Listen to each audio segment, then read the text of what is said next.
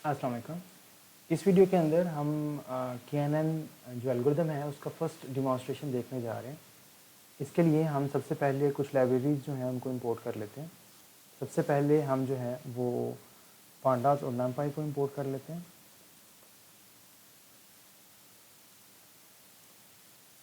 इसके बाद हम sklearn में से मॉडल सिलेक्शन के अंदर से हम इंपोर्ट कर लेते हैं ट्रेन टेस्ट स्प्लिट। ठीक है, ये हमें चाहिए अपने डाटा को ट्रेन और टेस्ट दो हिस्सों में डिवाइड करने के लिए। नेक्स्ट जो है हम sklearn के अंदर जो प्री प्रोसेसिंग का मॉड्यूल है उसके अंदर से हम इंपोर्ट कर लेते हैं स्टैंडर्ड स्केलर। ये स्टैंडर्ड स्केलर मैंने आपको बताया था कि फीचर की स्केलिंग के लिए हम यूज़ करते हैं। देन हम नेबर्स के पैकेज में से इंपोर्ट कर लेते हैं नेबर्स क्लासिफायर एंड देन हम इंपोर्ट कर लेते हैं मैट्रिक्स के अंदर से एक्यूरेसी स्कोर। ये एक्यूरेसी स्कोर हम बेसिकली यूज़ करते हैं एक्यूरेसी देखने के लिए मॉडल की कि उसकी एक्यूरेसी कितनी आ रही है। इसको भी मैं अभी एक्सप्लेन करता हूँ फर्दर। इसके अलावा हम sklearn के अंदर से जो डाटा सेट्स का पैकेज है उसमें से हम इंपोर्ट कर लेते हैं लोड आयरिस। ठीक है, हम आयरिस का जो डाटा सेट है उसको यूज़ करने जा रहे हैं। ठीक है, तो इसमें अगर कोई मिस्टेक ना हुआ स्पेलिंग का, sklearn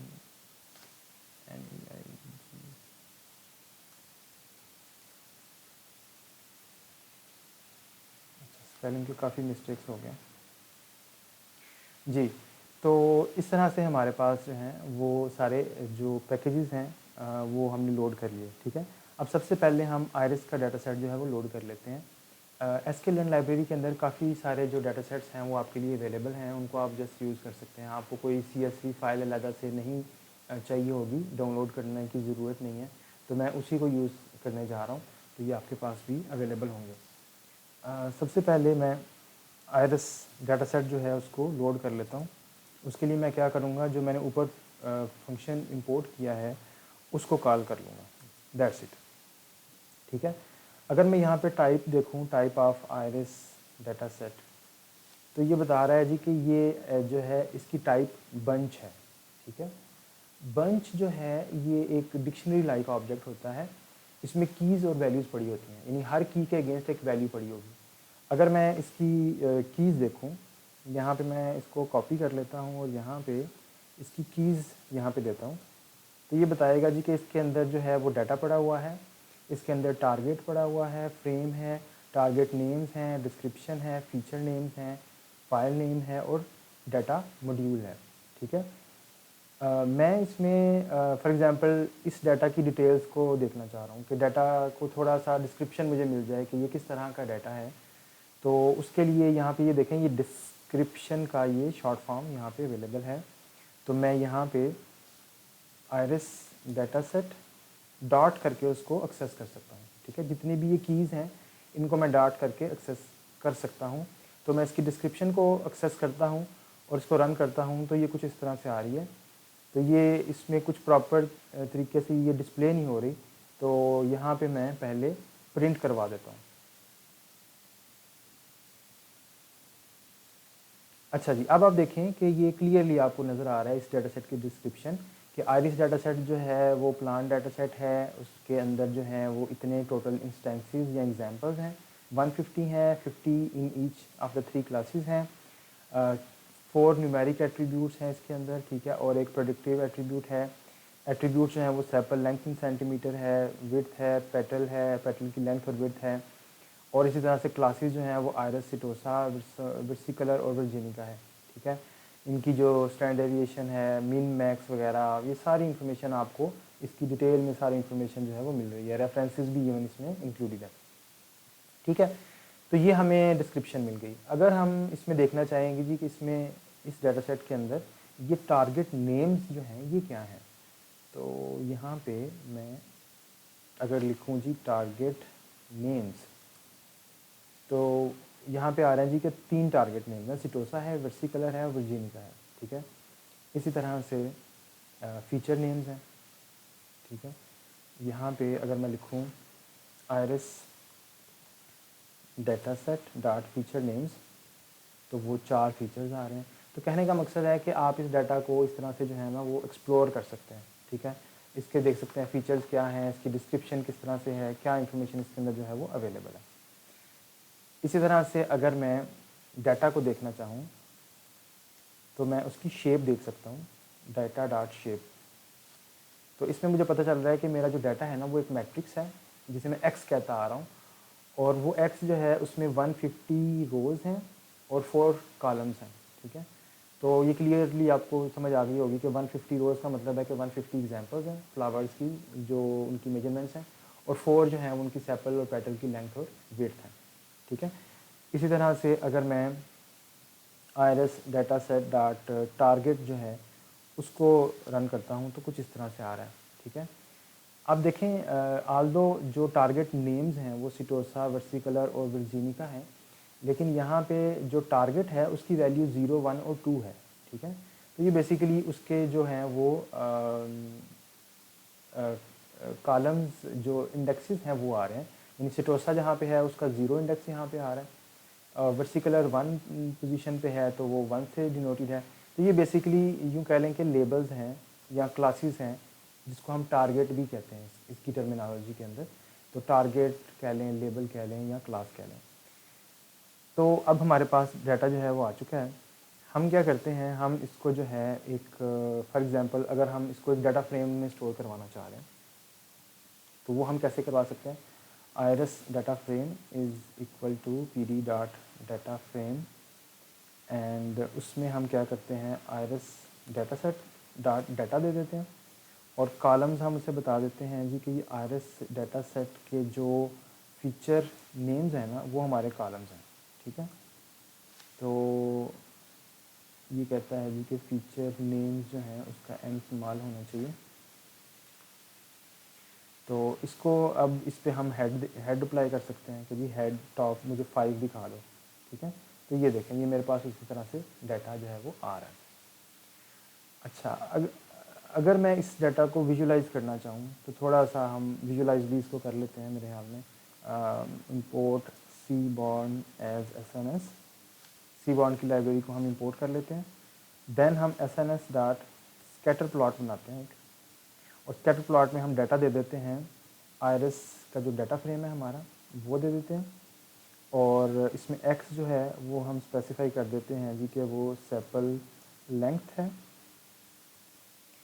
एंड देन हम कहते हैं जी कि जो y है वो हमारा सेपल विड्थ है, ये भी सेंटीमीटर्स के अंदर है, और इसके अलावा q जो है वो हम दे देते हैं iris data set dot target ठीक है। इसको हम रन करते हैं तो ये आप देखें इस तरह से हमें ये डिफरेंट कलर्स के अंदर नज़र आ रहे हैं, ठीक है।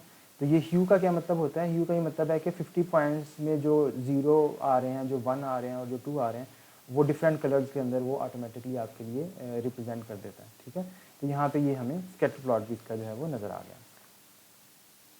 नेक्स्ट हम जो है इस पे फर्दर जो हमने कुछ देखा था कि डाटा फ्रेम पे हम और क्या ऑपरेशन कर सकते हैं।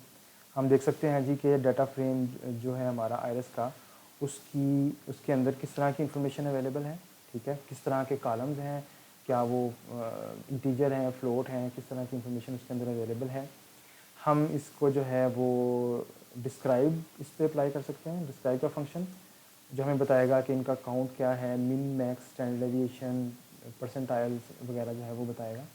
तो ये सारी इन्फॉर्मेशन जो है वो मुझे यहाँ पे मिल रही है। अच्छा, अब मैंने आपको ये बताया था कि जब भी हमने डाटा को जो है वो ट्रेनिंग करवानी है तो हम हमेशा डाटा को जो है 2 हिस्सों में रखते हैं, ट्रेनिंग में और टेस्ट में, ठीक है।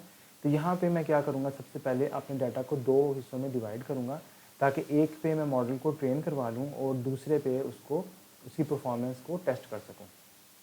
तो उसके लिए मैं क्या करता हूँ कि मैं X train X test, Y train Y test, इसमें ये चीज़ नोट कीजिएगा कि मैंने x को कैपिटल रखा है और y को स्मॉल रखा है। तो ये चार मैंने जो है यहाँ पे वेरिएबल्स डिफाइन किए हैं, ठीक है। इन चारों को इकट्ठे जो है वो वैल्यू मिल जाएगी, और वो वैल्यू कहाँ से मिलेगी, वो ट्रेन टेस्ट का जो फंक्शन है वो देगा। ट्रेन टेस्ट स्प्लिट का जो फंक्शन मैंने ऊपर इंपोर्ट किया हुआ है, उसको मैं iris data set dot data उसको दे देता हूँ, और iris data set dot target उसको दे देता हूँ, ठीक है। और रैंडम सीड मैं उसको दे देता हूँ, ठीक है। रैंडम सीड का बेसिकली ये पर्पज़ होता है कि जो रैंडमाइज करके वो जो डाटा जिस जिस तरह से स्प्लिट कर रहा है उसी तरह से दोबारा भी स्प्लिट हो, ताकि जो रिज़ल्ट्स हैं वो रिप्रोड्यूस किए जा सकें, ठीक है। तो इसको हमने स्प्लिट कर लिया। रैंडम स्टेट होता है, सॉरी। अच्छा जी, तो इस तरह से रैंडम स्टेट से हमने इसको 0 से इनिशियलाइज कर दिया। आप कोई भी इसको वैल्यू जो है वो दे सकते हैं। अच्छा, हमारे पास ट्रेन और टेस्ट डाटा जो है वो स्प्लिट हो चुका है, ठीक है। अगर मैं इसकी शेप देखूं कि जी एक्स ट्रेन जो है उसकी किस तरह की शेप है, तो उसमें 112 रिकॉर्ड आ चुके हैं, और वो 4 डेफिनेटली उसके जो हैं वो कॉलम्स हैं उसके अंदर। एक्स टेस्ट को अगर देखूं तो उसके जो हैं उसमें 38 एग्जांपल्स हैं, यानी कि 112 पे वो ट्रेन होगा और 38 पे फिर उसकी परफॉर्मेंस जो है वो चेक होगी, ठीक है। अच्छा, इसके बाद हम एक जो है वो स्टैंडर्ड स्केलर जो है वो डिफ़ाइन कर लेते हैं।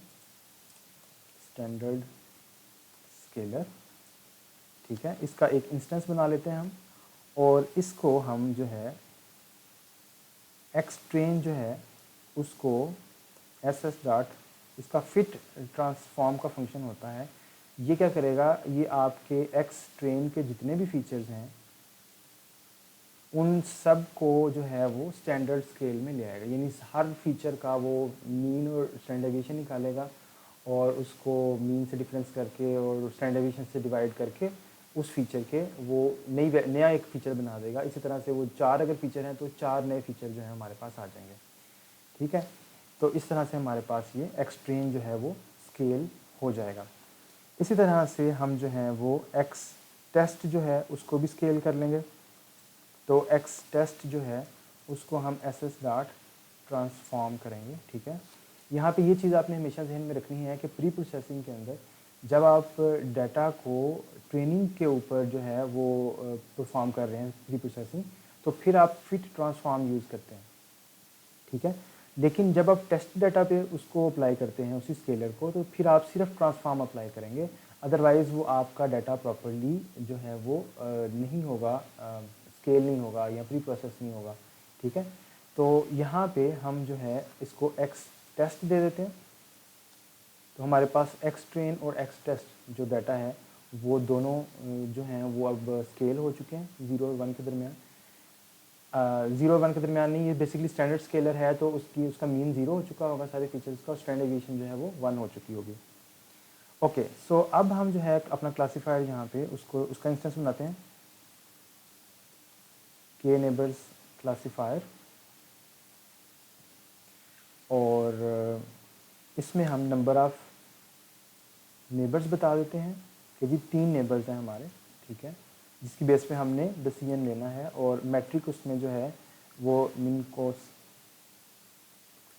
की दे देते हैं, और उसके बाद उसकी जो p की वैल्यू है वो हम 2 दे देते हैं, ठीक है। तो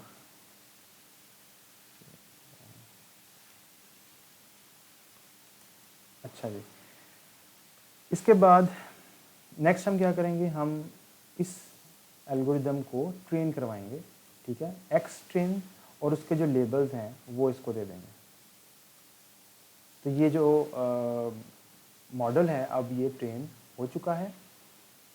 इसको अगर हम प्रेडिक्ट करवाना चाहें, इसकी प्रेडिक्शंस देखना चाहें कि टेस्ट डाटा पे क्या प्रेडिक्शंस आ रही हैं, तो उसके लिए हम प्रेडिक्ट का फंक्शन जो है वो यूज़ करेंगे। अभी आप ये फंक्शंस पहली दफ़ा देख रहे हैं। ये फंक्शंस सारे एल्गोरिदम्स के अंदर इसी तरह से होते हैं, फिट का होता है, प्रेडिक्ट का होता है, ठीक है। तो ये फंक्शन बार बार आप देखेंगे तो आप यूज़ टू हो जाएंगे। प्रेडिक्ट का जो फंक्शन है उसमें एक्स टेस्ट देंगे आप, ठीक है, तो आपके पास प्रेडिक्शंस आ जाएंगे, ठीक है। ये प्रेडिक्शंस जो हैं इसमें क्या वैल्यू आ रही है, इसमें कुछ इस तरह से वैल्यूज़ आ रही हैं कि पहला जो एग्जांपल है वो मेरे मॉडल के मुताबिक उसकी क्लास 2 होनी चाहिए, ठीक है। 2 से क्या मुराद है, यहाँ पे अगर हम देखें 2 से मुराद है 0 1 2 यानी कि वर्जीनी का, ठीक है। यानी कि मेरा मॉडल ये कह रहा है कि पहली जो एग्जांपल है वो वर्जीनी का है वो फ्लावर, ठीक है। इसी तरह से वो सारे जो फ्लावर्स हैं टेस्ट डाटा के अंदर उसका उसने प्रेडिक्शन जो है वो दे दी, ठीक है। अब ये वो एक्स टेस्ट जो है उसकी प्रेडिक्शन उसने दी है, लेकिन मेरे पास जो एक्चुअल वाई टेस्ट पड़ा हुआ है जिसमें कि एक्चुअल लेबल थे कि टेस्ट डाटा के अंदर एक्चुअल लेबल ये थे, ये तो मॉडल ने प्रेडिक्ट किया ना। मेरे डाटा के अंदर जो थे वो क्या लेबल्स पड़े हुए हैं वो कुछ इस तरह से हैं, ठीक है। तो अब इनको वन बाय वन देखें, अगर हम कहें जी ये 2 है ये भी 2 है, चलें ये ठीक इसने प्रेडिक्ट कर दिया, ये 1 है ये 1 है ये 0 है, तो हमें कैसे पता चले कि इसमें से इसने कितने ठीक प्रेडिक्ट किए और कितने गलत किए, क्योंकि ये तो जस्ट थोड़ी सी एग्जांपल्स हैं। अगर बहुत ज़्यादा एग्जांपल्स हों तो हम क्या कर सकते हैं कि हम इस पर जो है वो इक्विवेलेंस चेक कर सकते हैं कि वाई टेस्ट जो है और वाई जो प्रेडिक्शन हुई है उसमें कितने ट्रू हैं, कितने सेम है और कितने जो हैं वो सेम नहीं है, ठीक है। तो यहाँ पे हमें पता चल रहा है जी कि इतने ट्रू हैं और इतने फॉल्स हैं, ठीक है। तो यहाँ पे हमें पता चल रहा है कि इस मॉडल ने सारे ट्रू प्रेडिक्ट कर दिए हैं, सारे वही प्रेडिक्ट किए हैं जो कि ट्रेनिंग के टेस्ट के अंदर भी थे, प्रेडिक्शन भी वही है लेबल की, लेकिन एंड वाला जो है ना वो मिस कर गया। एंड वाला जो है वो यहाँ पे 2 है जो प्रेडिक्ट उसने किया है, लेकिन एक्चुअल क्लास उसकी जो है वो 1 थी, ठीक है। तो इसको हम क्या कर सकते हैं कि इसको हम मज़ीद अगर हमें समराइज फॉर्म में ये इंफॉर्मेशन चाहिए तो हम यहाँ पे np.sum लगा सकते हैं, ठीक है। तो यहाँ पे क्या होगा कि ये बता देगा कि जो ट्रू है उनको, क्योंकि जैसे C++ के अंदर होता है कि बूलियन वैल्यू ट्रू जो है वो 1 होती है और फॉल्स 0 होती है, तो ये उसको कास्ट करेगा ट्रू को 1 में और वो काउंट कर लेगा जस्ट सम के केस में, ठीक है। लेकिन सम से बेहतर है कि हम इसका मीन ले लें, ठीक है, क्योंकि हमें अल्टीमेटली ये चाहिए कि कितने ठीक थे, ठीक है। तो अगर 38 हैं और उसमें से 37 ठीक हैं तो उसका मीन जो है वो 97 आ रहा है, ठीक है, 9.97 या 97%। इट मीन्स कि हमारा जो मॉडल है उसकी जो एक्यूरेसी है वो 97% है। अच्छा, इसके अलावा हम ये कर सकते हैं कि क्लासीफायर का अपना फंक्शन भी एक होता है स्कोर का, ठीक है। उसके अंदर भी हम दे सकते हैं कि लेट्स से मैं ट्रेन के साथ देखना चाह रहा हूँ कि एक्स ट्रेन और वाई ट्रेन पे क्या परफॉर्मेंस आ रही है, ठीक है। तो मुझे ये पता चल रहा है कि मेरे ट्रेनिंग डाटा पे जो है अगर मैं परफॉर्मेंस देखूँ मॉडल की तो वो 97% आ रही है। अगर मैं टेस्ट डाटा पे देखूँ तो यहाँ पे भी 97% ही आ रही है, ठीक है। तो इस तरह से मैंने ट्रेनिंग डाटा पे भी देख लिया जिस पे मैंने उसको ट्रेन करवाया, उस पर भी 97% है, और मैंने जो अलग से डाटा रखा हुआ था टेस्ट डाटा उस पर भी देख लिया। तो ज़रूरी नहीं है कि आप इस तरह से ये स्टेप परफॉर्म करें, ये आपको सिर्फ समझाना मकसद था। आप हाली इस तरह से भी जो है वो देख सकते हैं कि क्लासीफायर आपको क्या एक्यूरेसी या क्या स्कोर जो है वो दे रहा है। और फाइनली आप एक्यूरेसी स्कोर का जो ऊपर मैंने एक मेजर इंपोर्ट किया था एक्यूरेसी स्कोर, उसको भी दे सकते हैं, ठीक है। एक्यूरेसी स्कोर जो है उसको अगर आप दें कि जी मेरे वाई टेस्ट जो था वो ये था और वाई जो प्रेडिक्शन है वो इस रो के अंदर उसकी वैल्यूज़ पड़ी हुई हैं, तो यहाँ पे भी आपको जो है इसका स्कोर मिल जाएगा विच इज़ अगेन 0.97, ठीक है। तो ये डिफरेंट तरीके हैं स्कोर्स वगैरह निकालने के, एक्यूरेसी निकालने के कि हमारा मॉडल जो है वो कैसी एक्यूरेसी दे रहा है।